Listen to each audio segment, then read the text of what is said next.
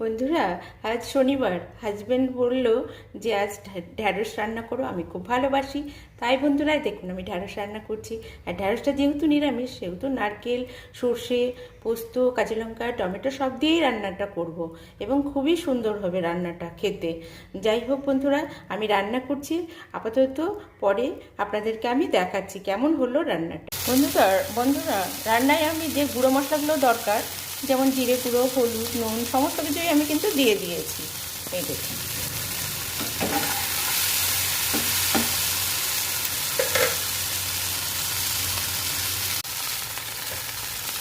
এবারে বন্ধুরা আমি একটু 2 চামচ নারকেল কোড়া দিয়ে দিচ্ছি, সঙ্গে 2টো কাঁচা লঙ্কা দিয়ে দিচ্ছি।